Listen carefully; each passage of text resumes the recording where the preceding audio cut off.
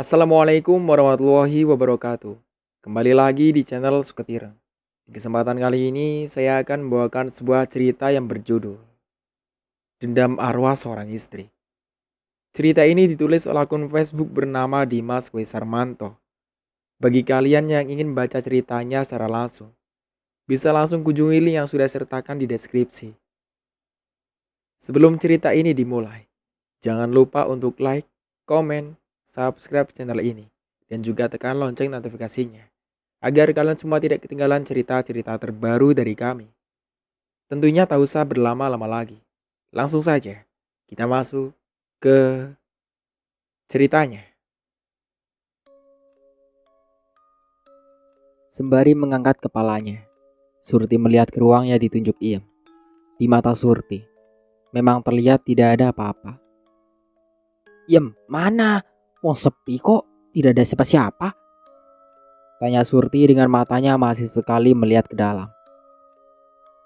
"Kamu ini tidak percaya. Ayo bareng-bareng Parani." Tantang si Iem yang di matanya masih terbayang jelas seseorang ada di dalam. Mereka berdua seperti penasaran. Di saat mereka penasaran, tiba-tiba punggung Surti ada yang menepuk. Dikira Surti itu ulah si Iem. Surti cuek saja dengan tepukan itu. Kembali, Surti merasa ada yang menepuknya.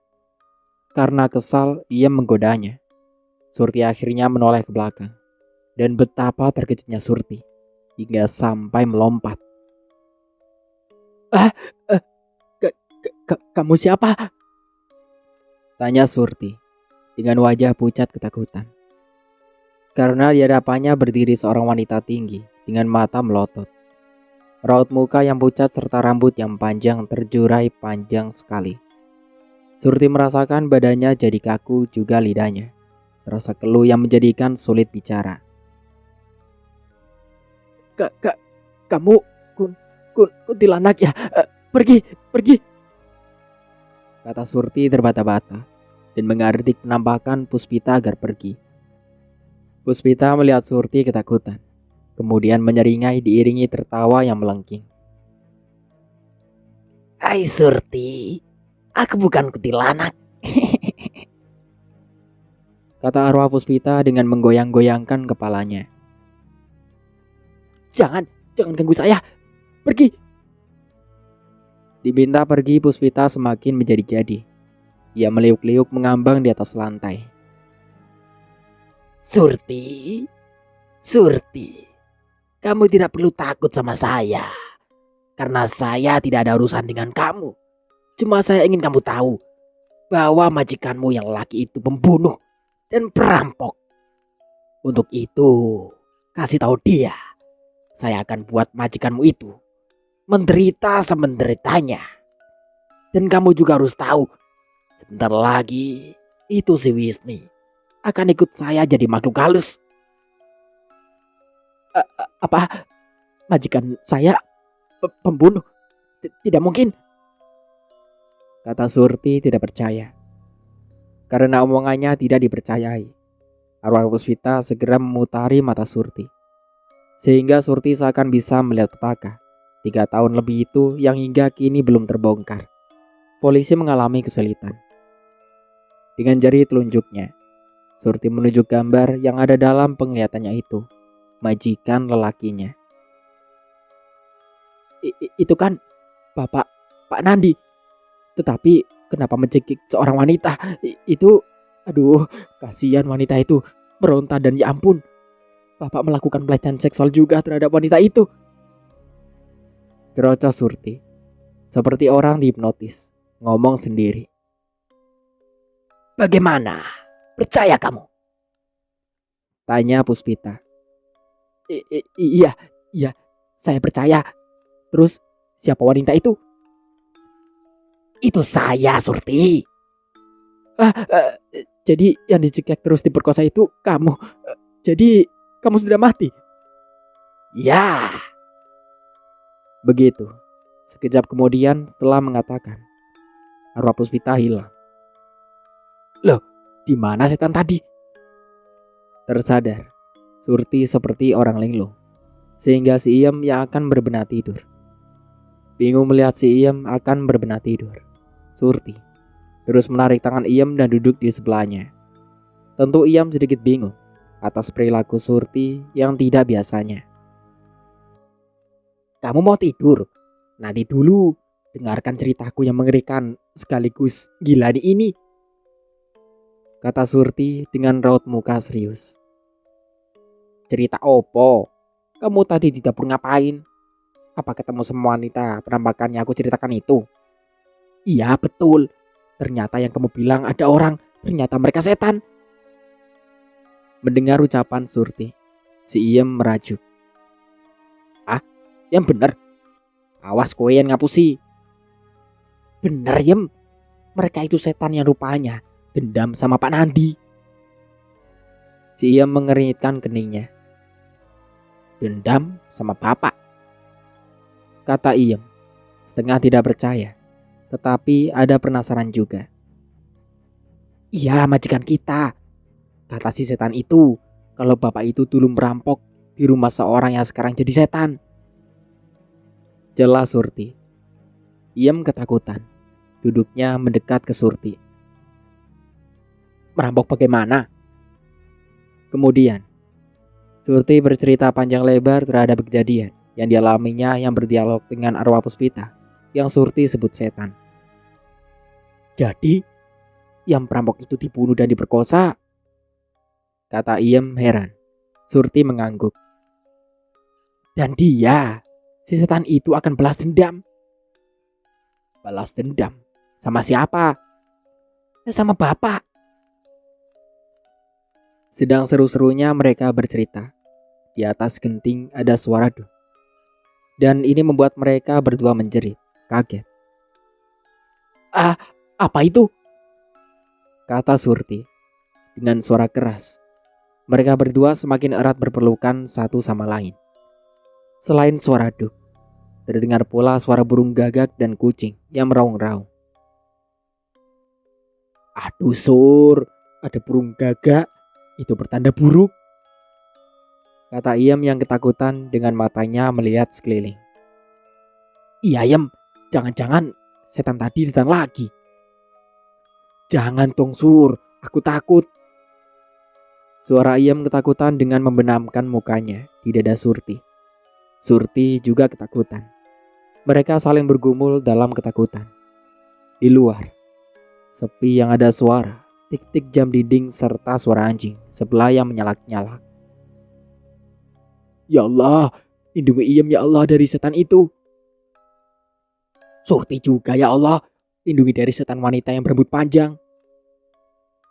Di tengah-tengah ketakutan mereka, telepon rumah berdering. Surti dan Iem ketakutan. Aduh, ada telepon. Dari siapa ya? Tolong Iem, kamu yang angkat. Ndak, kamu aja. Tolak Iem dengan menggeleng-gelengkan kepalanya. Karena tidak diangkat, telepon itu berdering lagi.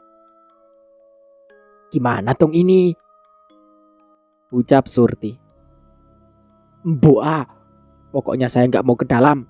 Nanti tahu-tahu si setan itu ada di dalam. Balas Iem.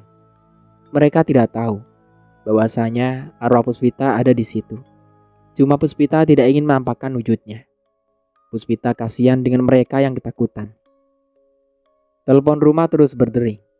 Sementara Iem dan Surti masih saling berpelukan karena takut dan mereka tidak mau mengalah. Iem, siapa tahu itu dari ibu, ucap Surti mengingatkan. Iem menggeleng. Bunyi telepon terus berdering. Beberapa saat kemudian, Gimin, tukang kebun, baru pulang dari warung buat makan malam. Melihat Gimin datang lewat pintu samping, Iem dan Surti langsung beramburan menghampiri Gimin. Gimin yang baru sampai kebingungan, karena tidak biasanya Iem dan Surti menyerbu dirinya dengan wajah-wajah ketakutan. Ini ada apa? Baru sampai langsung menyerbu, ucap Gimin yang akan masuk kamarnya. Iem yang paling ketakutan langsung menarik Gimin dan lalu mengatakan itu telepon rumah dari tadi berdering terus. Loh, ya diangkat dong. Kan biasanya itu si Surti paling gatel mengangkat telepon. Kata Gimin sambil mukanya mengarah ke Surti. Surti yang ada di sisi kiri Gimin menggelengkan kepalanya. Kali ini enggak ah. Tolak Surti. Kenapa toh? Sebentar. Ini sebenarnya ada apa toh? Wajah-wajah kalian kok pada pucat. Sudah itu urusan nanti Min. Yang penting tolong angkatin itu telepon. Pinta Iem dengan mendorong badan Gimin masuk ke dalam. Dengan langkah mantap, Gimin berjalan ke dalam. Sesaat setelah Gimin tiba di dalam, suasana sepi. Telepon pun tidak berdering. Kemudian Gimin dari dalam berteriak memanggil Iem dan Surti. Yam, Sur, mana ada telepon? Di depan pintu masuk ke dalam, Iem dan Surti saling berpandangan. Yam, aneh. Begitu Gimin masuk, telepon tidak berdering. Iya ya Sur, jangan-jangan ini ulah si setan itu, ujar Surti. Shh, jangan keras-keras. Siapa tahu setan itu masih ada di sini. Cegah Iem. Iem langsung menutup mulutnya dengan kedua telapak tangannya. Di dalam, Gimin coba mendekati untuk melihat telepon itu. Gimin memicingkan matanya saat melihat telepon itu berada tergantung di dinding. Kenapa telepon itu tergantung? Jangan-jangan tadi ada orang yang masuk. Kata Gimin ke dirinya. Mendadak, Gimin antara jelas dan tidak. Di ruang tamu ada nenek-nenek duduk dengan termangu. Gimin kemudian mengerjap-gerjapkan matanya agar jelas. Tetapi dalam sekejap penampakan nenek-nenek di ruang tamu itu menghilang. Gimin penasaran. Ia berjalan menuju ruang tamu dengan tidak ada rasa takut. Tiba di ruang tamu, Gimin berdiri diam. Hanya matanya berputar-putar ke segala penjuru ruang tamu. Tetapi penampakan itu tidak ada. Hai Nek, siapa kalian? Jangan bersembunyi, kata Gimin dengan berani menantang. Tidak ada jawaban dan ruangan tetap sunyi. Karena tidak ada siapa-siapa, Gimin kembali ke belakang ke kamarnya. Belum ada 3 langkah, Gimin meninggalkan ruang tamu. Gimin telinganya mendengar di teras, seperti suara kursi yang ditarik. Gimin menghentikan langkahnya dan membalikkan badannya ke ruang tamu. Kembali suara bagai kursi ditarik muncul lagi. Kemudian Gimin dengan mengendap berjalan hendak mengintip dari balik gorden. Dan gorden itu ia sibakan. Ternyata di luar, di teras, juga tidak dijumpai siapa-siapa. Tidak ada siapa-siapa. Terus tadi ada kursi diseret, siapa gerangan? Kata Gimin pelan. Sementara di belakang, Iem dan Surti sudah menunggu Gimin kembali. Namun ditunggu-tunggu, Gimin tidak muncul juga. Timbullah prasangka yang aneh-aneh Iem dan Surti. Iem, Gimin lama sekali tak datang-datang, ujar Surti dengan menepuk lengan Iem. Iem diam sebentar, berpikir. Iya Sur, jangan-jangan Gimin pingsan, kata Iem. Mana mungkin orang macam Lik Gimin pingsan hanya gara-gara setan. Dia itu orangnya pemberani dan suka nekat, kata Surti menyanggah omongan Iem. Ya betul juga sih. Pada saat Gimin sudah akan keluar dari dalam menuju ke belakang, telinganya mendengar suara orang menangis. Sontak, Gimin membalikkan tubuhnya dan melihat ke dalam. Suara tangisan itu masih ada. Tanpa rasa takut, Gimin masuk ke dalam. Sesampai di dalam, mata Gimin melihat sedikit samar-samar seperti wujud seorang perempuan yang duduk dengan kepala menunduk dan menangis. Siapa itu? Apa itu orang yang menangis? Tanpa rasa takut sedikit pun, Gimin berjalan, menghampiri sesosok wanita yang duduk itu. Assalamualaikum. Siapa kalian? Salam Gimin. Sesosok wanita itu tidak menjawab. Tetapi tangisannya semakin menjadi-jadi, terdengar memelas.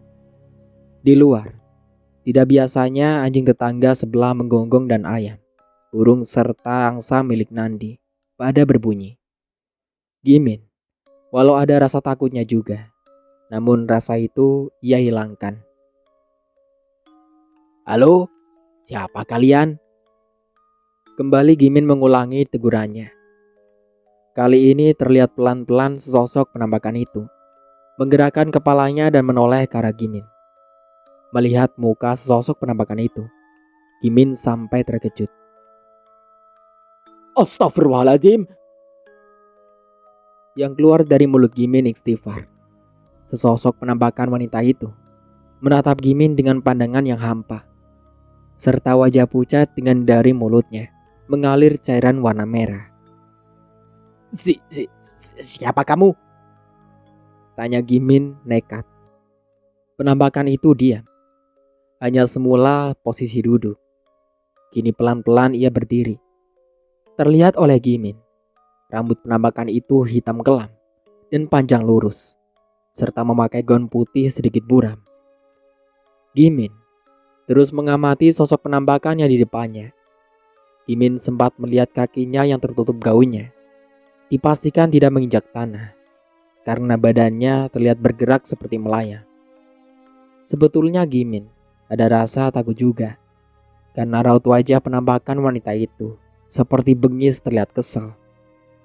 Gimin khawatir kalau tiba-tiba dia menyerang dengan gigi taringnya yang runcing. Sepintas, memang terlihat cantik. Mirip bintang film yang suka berperan horor, Suzana. Namun diamati lebih cermat, ada aura buasnya juga. Siapa kamu? Tanya ulang Gimin. Penampakan itu semakin mengujam menatap dirinya.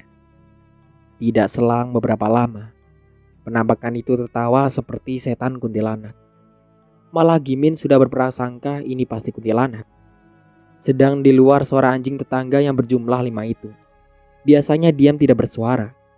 Tetapi malam itu ramai saling menggonggong. Bahkan ada yang melolong seperti anjing hutan. Juga angsa peliharaan lainnya berteriak saling bersautan. Suasana mencekam. Min, kamu ingin tahu siapa saya? Kata penampakan itu yang suaranya persis betul artis Suzana, Kemayu. Gimin sempat berpikir pula. Setan itu tahu nama saya. Gimin, kenapa diam? Kamu betul ingin tahu saya? Ulang pertanyaan penampakan itu. Gimin mengangguk dengan pelan-pelan, tubuhnya merinding. Tidak usah takut, Min. Aku tidak akan mengganggu kamu, karena aku tidak ada urusan sama kamu. Tetapi sebaliknya, aku dendam dengan majikan kamu. Dendam? Ujar Gimin terkejut. Ya, bahkan aku akan buat majikan kamu sengsara semuanya. Seperti majikan kamu membuat aku jadi begini. Jelas si penampakan itu yang gaunnya bergerak ke sana kemari, padahal tidak ada angin. Majikan saya telah berbuat apa? Gimin tetap berusaha menjaga rasa takutnya dengan rasa yakin pada Allah pasti melindungi hambanya. Yang membuat Gimin hampir lari. Si penampakan itu mendadak kepalanya copot hingga terpisah dari badannya dan menempati kursi yang ada serta diiringi tawaan yang meringkik seperti kuda. Pandangi aku. Sekali lagi jangan takut. Kepala itu bisa berbicara, walau dari lehernya keluar darah dan seperti usus terjuntai ke lantai. Astagfirullah, kepalanya putus. Gumam Gimin dengan tengkuknya yang mulai merinding. Kemudian Gimin menuruti ajakan penampakan itu agar menatapnya. Di saat Gimin berusaha menatap penampakan itu, semua di badannya jadi kaku. Terus lama-lama matanya buram dan Gimin tertidur. Tetapi Sebetulnya Gimin tidak tertidur, tetapi memang dibuat seperti itu. Di dalam alam di bawah sadarnya itu, Gimin seolah berada dalam istana yang semua dari emas. Gimin sempat kagum. Cecet, rumah siapa ini? Semuanya berlapis emas. Bengong Gimin. Kemudian di saat Gimin sedang mengagumi keadaan sekelilingnya, datang seorang bertubuh pendek, tetapi berwajah tua, mendekati Gimin. Dan tanpa bicara makhluk cebol itu mengajak Gimin untuk melihat suatu gambar semacam video di atas lempengan seng yang mirip emas. Di lempengan itu keluar gambar bagai di TV. Di sini Gimin terenyak saat menonton gambar yang ada, karena di situ terlihat Nandi mencekik wanita pemilik rumah, kemudian disikap dengan sebuah bantal hingga tewas. Itu bukannya Pak Nandi? Tanya Gimin pada dirinya sendiri. Rupanya pertanyaan Gimin dalam hati itu didengar oleh Puspita. Ya, itu majikan kamu, Min. Kata suara tetapi tidak ada wujud. Gimin menoleh kanan kiri, mencari siapa yang bersuara barusan. Tetapi wujud suara itu tidak ada. Tidak ada wujud, tetapi ada suara. Gimin kebingungan. Gimin terus matanya kembali melihat lempengan seng yang berwarna emas itu. Dan terlihat pula oleh Gimin kalau majikannya itu mengetahui korbannya sudah tidak bernyawa, langsung nafsu syahwatnya bangkit. Kebetulan saat itu Nandi masih single. Dengan melihat sedikit gaun yang dikenakan korban tersingkap, tidak tahan melihat betis putih dan mulus. Langsung saja tanpa melepas busananya, cuma menurunkan celana jeans hitamnya hingga lutut. Nandi menggagahi mayat hingga 2 kali hanya selang waktu 5 menit. Setelah puas, Nandi pun segera melepas celana panjangnya dan cidinya kemudian memasukkannya ke dalam kantung plastik hitam besar. Dalam tempat itu tiada saksi. Hanya ada anak kecil yang menangis menjerit-jerit. Nandi tidak peduli. Gimin melihat majikannya berbuat seperti itu, geleng-geleng kepala. Gimin tidak menyangka kalau majikannya sejahat itu.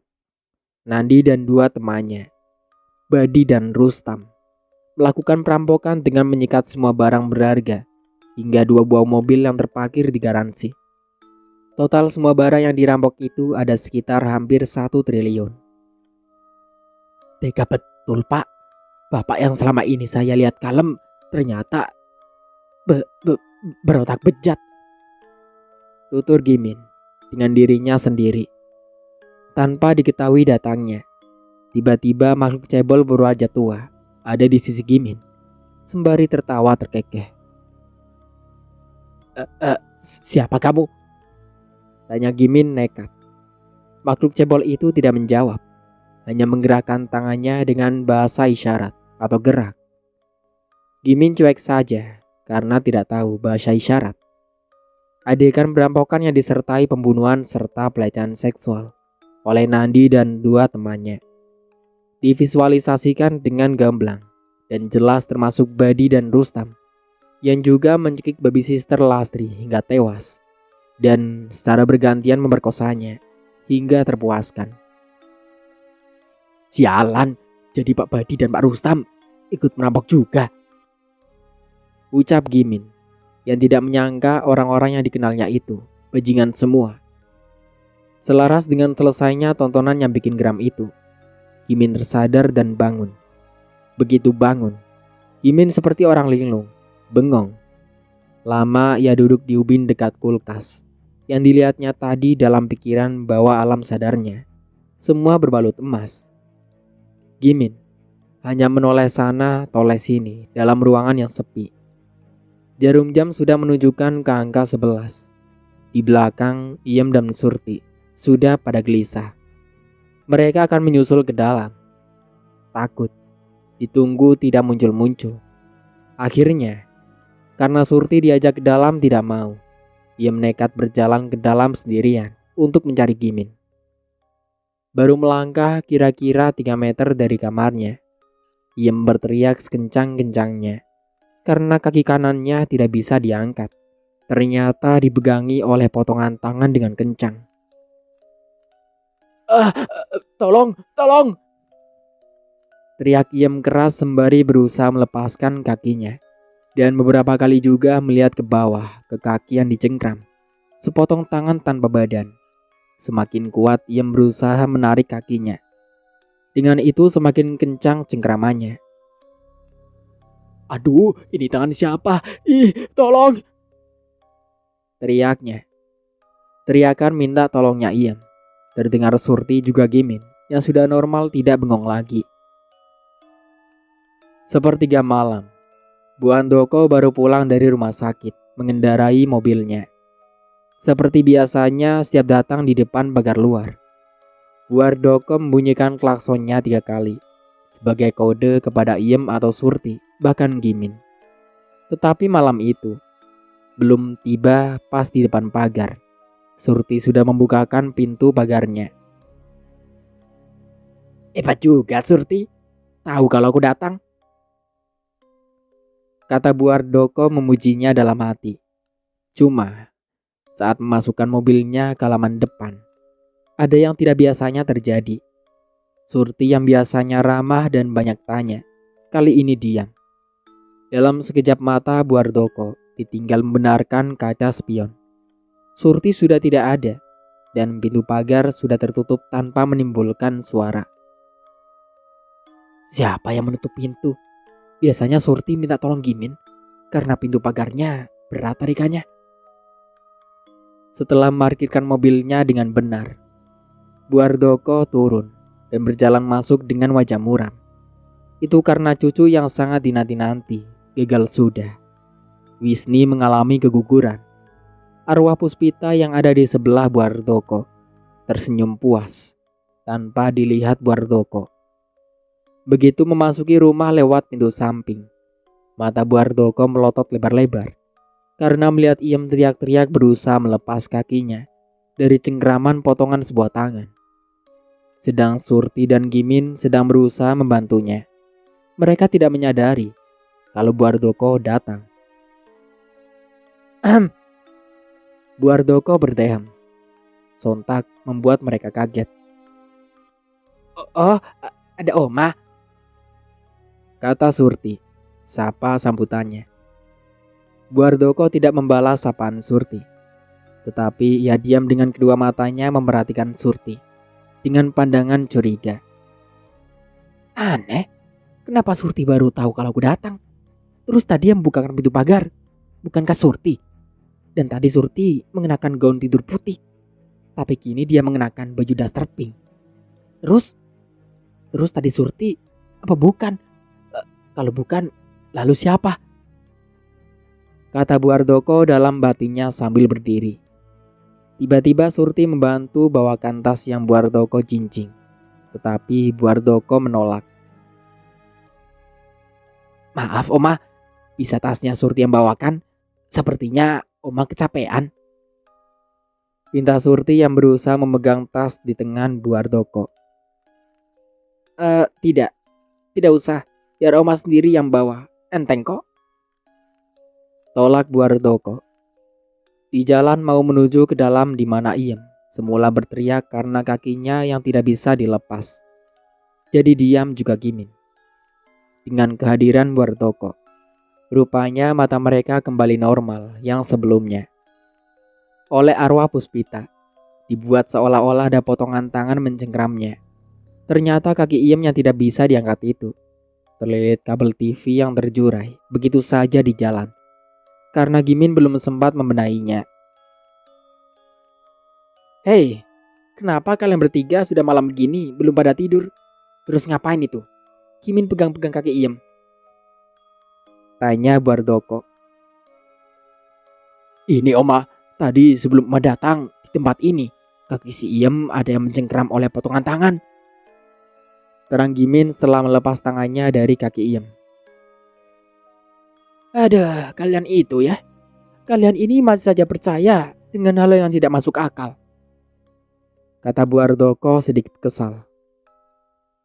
Betul Oma, kaki saya semula tidak bisa untuk melangkah karena dipegangi sepotong tangan yang berdarah-darah. Tutur Iem yang diamini oleh Surti dan Gimin. Ais, bodoh itu.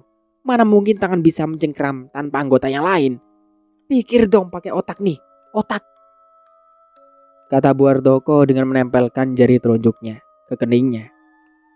Rupanya arwah Puspita yang mendengar kata-kata Bu Ardoko yang melecehkan. Ia akan bikin perhitungan. Awas kau Ardoko, kau akan kubuat perhitungan. Ancam arwah Puspita yang duduk jongkok dengan bersender di kaki kursi. Mukanya pucat, serta dua matanya terlihat putih semua. Melotot ke arah Bu Ardoko yang masih berbaur dengan pembantu-pembantunya. Kemudian, Bu Ardoko setelah meletakkan tas yang dibawanya ke atas meja, memanggil Surti. Sur, Surti yang sedang mengikat rambutnya menoleh. Oma panggil saya. Kata Surti setelah ada di depan Bu Ardoko. Ya iyalah, masa panggil Gimin? Surti senyum. Ada apa Oma? Buat air panas untuk mandi? Tidak. Saya cuma mau tanya sama kamu. Kamu tadi yang membukakan pintu pagar masuk untuk saya. Surti menaikkan ujung alis matanya, bingung. Karena ia merasa dari tadi tidak kemana-mana. Bukakan pintu pagar Oma? Iya, kamu kan yang buka pintu pagar. Kamu kalau tidak salah pakai baju tidur warna putih. Terang Bu Ardoko. Surti tambah tidak mengerti. Oma, dari tadi saya itu tidak kemana-mana. Saya di sini berdua sama Iem. Bu Ardoko menggerakkan pundaknya ke atas. Terus? Tadi kalau begitu, siapa wanita yang buka pintu pagar? Saya tidak tahu Oma. Lagian juga, saya tidak mengenakan baju tidur warna putih. Loh, jadi siapa dong yang buka pintu? Tanya Bu Ardoko. Bingung sendiri dan sempat ada rasa takut juga. Iem dan Gimin yang ada tidak jauh dari situ saling berbisik. Min, dengar tidak apa kata Oma itu? Tanya Iem pelan dengan matanya melirik ke Bu Ardoko. Bu Ardoko terlihat sedang berbicara dengan Surti, semakin serius. Dengar, jangan-jangan yang buka pintu itu setan kuntilanak itu. Ucap Gimin dengan suara pelan juga. Bisa jadi. Surti dari tadi kan tidak kemana-mana. Dan perasaan Surti tidak memiliki baju berwarna putih. Kata Iem. Arwah Puspita yang semula duduk jongkok di pojok, beranjak dan berjalan mendekati Surti dan Bu Andoko. Yang bodoh sekarang kamu Andoko. Yang buka pintu itu aku. Dengan kemampuanku bisa menyerupai Surti. Kata arwah Puspita. Sudahlah. Tidak usah dipermasalahkan soal yang buka pintu. Pokoknya setahu Oma, kamu yang buka pintu. Berkata begitu, lalu Bu Ardoko pergi setelah mengambil tasnya dan masuk ke kamarnya, meninggalkan Iem, Surti dan Gimin. Sur, masalah itu tidak usah kamu katakan. Kalau yang buka pintu itu setan, percuma, beliau tidak percaya cerita-cerita setan. Usul Gimin ke Surti. Hari jelang pagi, mumpung masih ada waktu, Iem dan Surti juga Gimin gunakan buat tidur. Di muka pintu masuk ke kamar, Bu Andoko kerepotan buka pintunya. Tidak biasanya pintunya sulit dibuka. Tumben nih pintu, repot amat dibuka. Gumamnya. Bu Ardoko dengan ngomel sendiri, terus berusaha membuka pintu kamarnya. Namun, tetap kunci yang biasanya untuk membuka tidak berfungsi. Rupanya ini ulah Puspita, dengan menutup lubang anak kuncinya dengan rambutnya. Ardoko, rasakan dan kesusahan-kesusahan akan aku teruskan mengantui keluargamu sampai anakmu, Nandi, menyerahkan diri ke polisi. Ujar Puspita. Sudah hampir setengah jam. Bu Ardoko berusaha membuka, tetapi tidak berhasil. Bu Ardoko menyerah dengan memanggil Gimin. Min, Gimin? Panggil Bu Ardoko dari dalam. Gimin yang sudah tidur pulas tidak mendengar. Bu Ardoko mengulangi panggilannya hingga 3 kali. Tetapi Gimin tidak mendengar. Kesempatan ini digunakan arwah Puspita untuk menyamar menjadi Gimin. Di saat Bu Ardoko berjalan ke belakang ke kamar Gimin, langkahnya terhenti karena Gimin palsu datang dan berpapasan dengan Bu Ardoko. Tuh Min, kamu ini kalau dipanggil lama sekali, tanpa jawaban lagi. Kata Bu Ardoko kesal. Maaf, ketiduran Oma. Jawab Gimin palsu. Kemudian Bu Ardoko meminta Gimin mengikuti menuju kamarnya. Bu Ardoko, karena konsentrasinya sudah tertuju ke masalah pintu, sehingga tidak memperhatikan jalannya Gimin tanpa menyentuh tanah. Tolong ini pintunya ngadat, tumben sukar dibuka. Jelas Bu Ardoko ke Gimin. Baik Oma, coba pinjam kuncinya, kata Gimin. Bu Ardoko kemudian memberikan kuncinya. Dengan menggerakkan anak kunci itu 1 putaran, pintu terbuka. Bu Ardoko bengong melihat Gimin dengan mudahnya membuka pintu kamarnya. Min, dengan ilmu apa kamu itu? Mudah sekali membukanya. Sedang saya sampai tangan pada merah tidak bisa-bisa buka. Gimin tidak menjawab, hanya senyum saja. Sesudah pintu terbuka, Bu Ardoko masuk dan meletakkan tas bawaannya ke atas kasur. Dikira Bu Ardoko di kamarnya masih ada Gimin. Bu Ardoko mengajak bicara, tetapi Gimin sudah tidak ada. Loh, kemana itu manusia? Cepat sekali menghilang, tanpa pamit. Kurang ajar. Bu Ardoko sembari mengejar hingga sampai pintu. Gimin sudah lenyap. Pintu belum sempat Bu Ardoko tutup. Maka Bu Ardoko berusaha menutup.